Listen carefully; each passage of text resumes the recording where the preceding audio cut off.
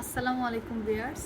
আমরা জানি রাত পেরোলে আমাদের আগামীকাল বাংলা দ্বিতীয় পত্র পরীক্ষা এবং বাংলা দ্বিতীয় পত্র পরীক্ষায় কিছু গ্রামাটিক্যাল টপিক রয়েছে যাতে একদম নাম্বার তোলা খুবই সহজ। আমি উচ্চারণে কিছু শর্ট টিপস আজকে দেখাবো যাতে যেখানে আমরা 5-এ 5 যেন ইনশাল্লাহ পেতে পারি। শুরু করব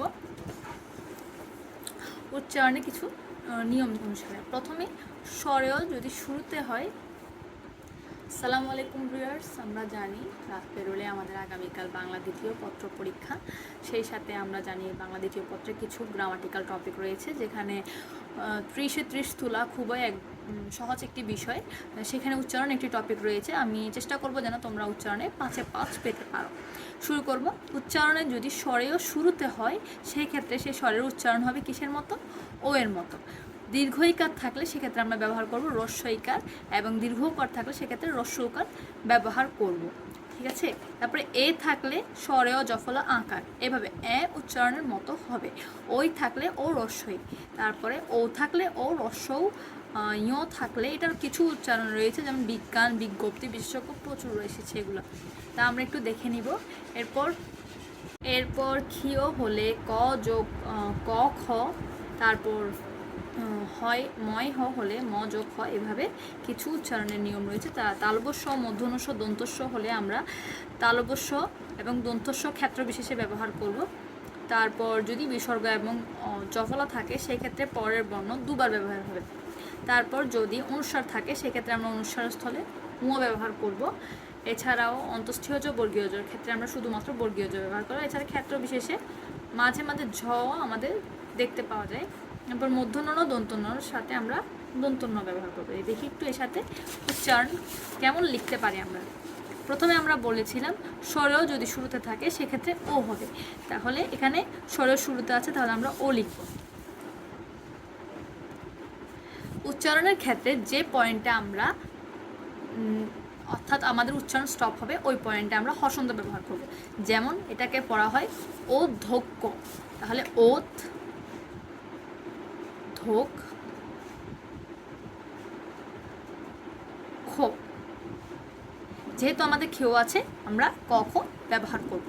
এবং যেখানে যেখানে আমরা থেমে যাব সেখানে আমরা হসন্ত ব্যবহার করব।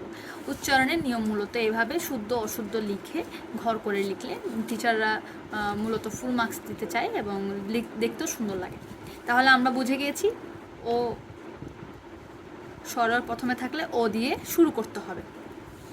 এরপর এ থাকলে আমরা বললাম এই জফলা আকার দিব। তাহলে এখন এটার উচ্চারণ হবে এ স্বর জফলা আকার খকার খো দন্তন্য। খনের পর আমরা থেমে যাব, তো খনে একটি হসন্ত দিতে হবে। ঠিক এইভাবে এরপরে ঐকতান, ওই বলেছিলাম আমরা ও রস্যই হবে, তাহলে ও রস্যই ওই ও তান, এখানে গিয়ে আমরা থামবো। তাই এখানে একটি হস চিহ্ন ব্যবহার করতে হবে বা এটাকে হসন্ত বলতে। সেমভাবে আমরা ঐশ্বর্য দেখতে পারি, ওই সোর জো, নিচে হসন্ত চিহ্ন হবে। ঔষধি আমরা বলেছিলাম ও হবে ও রস্যের মতো, তাহলে ঔষধি বানানটা হবে ঔ শো ধি, কেননা রস্যইকার দীর্ঘইকার ব্যবহার হবে না, তাই রস্যইকার দিব। এবং মূর্ধন্যস্ব, দন্তস্ব, তালবস্যর ক্ষেত্রে যে ক্ষেত্রে স উচ্চারণ হবে আমরা সেখানে তালবস্য ব্যবহার করব। এরপর আমরা বলেছিলাম ইয় গ থাকলে আমরা গ গ এবং একটা গয়ের উপর চন্দ্রবিন্দু হবে। ঠিক বিজ্ঞানটা চেষ্টা করব। জ্ঞান, আসলে এটাকে বলা হয় বিজ্ঞান, তাহলে এখানের উপর একটি চন্দ্রবিন্দু হবে যেহেতু বিজ্ঞান, এবং এরপরে জফলা এবং আকার দিতে হবে, এখানে হস চিহ্ন হবে। বিগের পর একটা হস চিহ্ন হবে কারণ বিগের পর আমরা থামি। বিজ্ঞপ্তি একইভাবে বিগ গো টি, এবং এই সেকেন্ড গয়ের উপর আমরা একটা চন্দ্রবিন্দু দিব। ঠিক একইভাবে বিশেষজ্ঞ লিখব, বি সে শো গো, শেষেরটাতে চন্দ্রবিন্দু হবে। ঠিক একইভাবে আবার ক্ষিয়র ক্ষেত্রে আমরা বলেছিলাম ক এবং খ ব্যবহার করব। তাহলে আমরা এখন কক্ষ লিখব, কক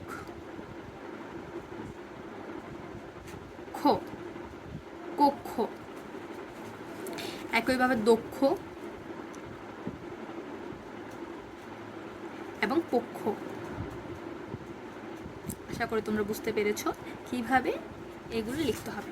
এরপর ব্রাহ্মণ, খুবই একটি সহজ বিষয় হচ্ছে উচ্চারণ। আমরা চেষ্টা করব এখানে সর্বোচ্চ মার্কস তোলার। ব্রাহ্মণটি প্রচুর এসেছে, এটি মূলত খুবই 5 স্টার দেওয়ার মতো একটি প্রশ্ন। তাহলে আমরা চেষ্টা করবো ব্রাহ্মণ কেমনে লিখে। এটা কিন্তু ক্ষীয় নয়, এটাকে বলা হয় ম হ, ম যুক্ত হ। তাহলে আমরা লিখব ব জফলা আকার ম, ব্রাহ্মণ। দন্তন্য ব্যবহার হবে না, মূর্ধন্য ব্যবহার হবে না, দন্তন্য ব্যবহার হবে। অনেক জায়গায় আবার এটা এভাবেও লেখা হয় ব্রাহ্মণ। উভয় ক্ষেত্রে এটাকে শুদ্ধ ধরা হয়, কোনো সমস্যা নেই।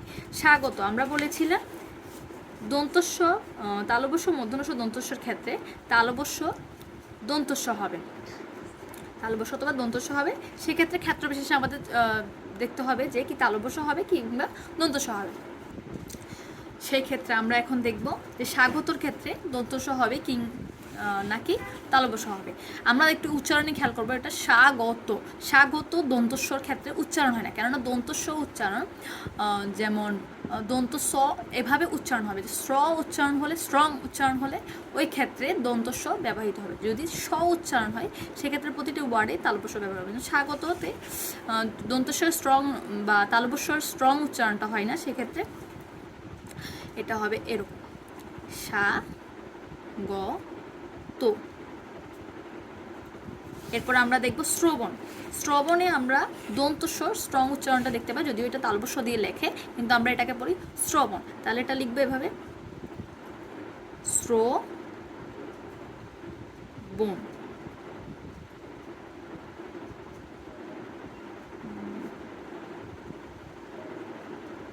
শ্রবণ। এরপরে অনিঃশেষ, যদি বিসর্গ থাকে সেক্ষেত্রে ডাবল লিখতে হবে আমাদের। যেমন পরের অক্ষরটা দিতে হবে, এখানে পরের অক্ষর তালবস্য আছে, তাহলে অনিঃশেষ। একইভাবে পুনঃ,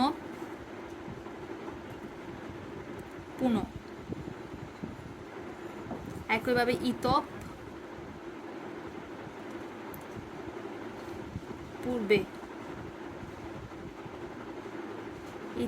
পূর্বে, পূর্বে। এরপর সংবাদ। সংবাদে আমরা বলেছিলাম অনুস্বার থাকলে উম লিখব, তাহলে সংবাদ তালবস্য উম আকার বা তো সংবাদ।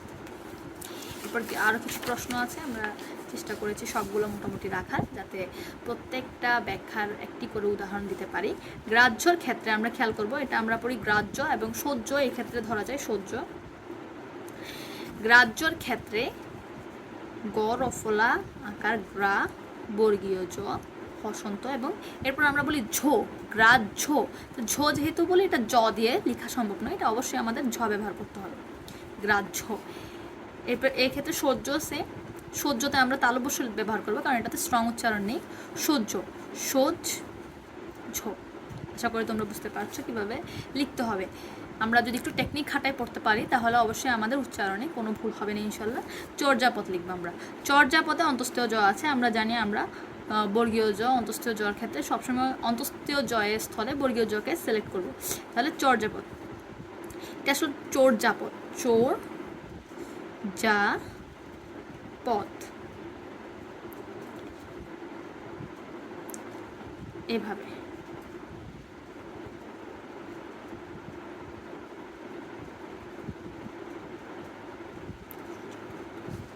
এরপর চিহ্ন। চিহ্নটা হবে ঠিক এরকম, চিহ্ন,